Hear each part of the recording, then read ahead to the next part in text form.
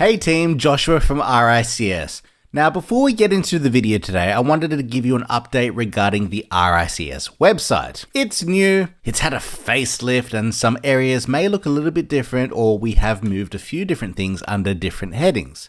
But as candidates, we have kept the dedicated assessment page, which is now moved. If we go to rics.org, under Join RICS, if you hover your mouse there and click on Assessment Information, it will load a global page now.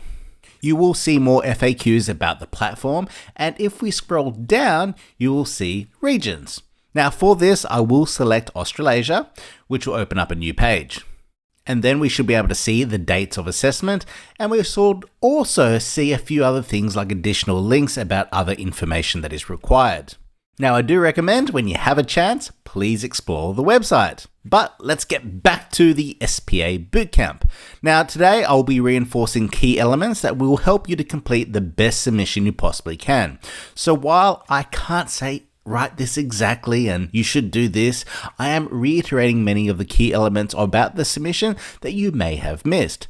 Now, on page 4 of the Senior Professional Application Guide, under the Final Assessment Interview, it does mention the following. The assessment panel will question you on evidence you have provided and the RICS competencies.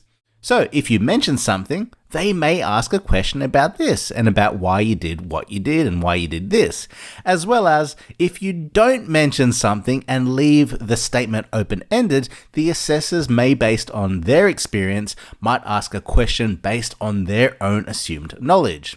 Now, the whole submission itself is the evidence that you are providing. So, evidence about what you have done and how you have been doing it should show your analytical thinking and the contribution that you have provided. So this is going to be the focus of today's videos and action items to help you provide more evidence, knowledge, and skills towards your competencies and statements. And while I understand that 1,500 words isn't a lot, you need to make sure that you are clear and concise in your responses.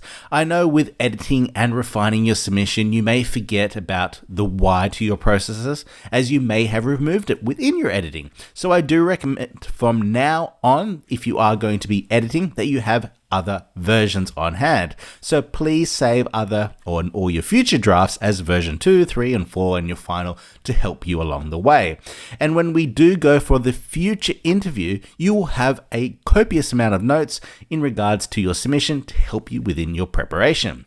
But in regards to behaviors, pursue opportunities to develop the industry and profession, advocate best practice standards, take responsibility to deliver professionalism, act with integrity to promote responsible businesses. This is important to have, but as we know, if we don't include the specifics in your submission about this, you need to know for your final assessment interview about what you've done and how you have done it and the possible questions that might come about within your application.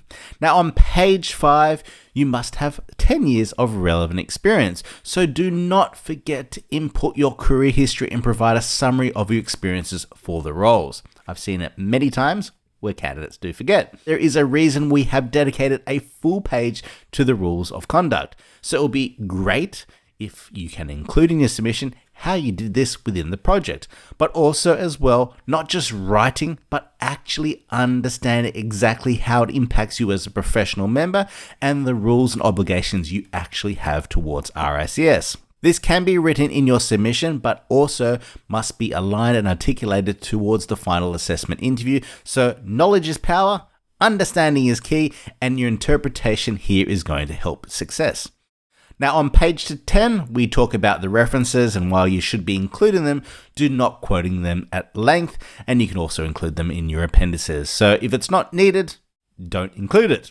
But continuing on page 10, we should be able to see the written and graphic communication skills, any professional standards of organization and presentation, your analysis through reflective thought and problem-solving abilities, all learning from experience gained about towards and how these have impacted your objective.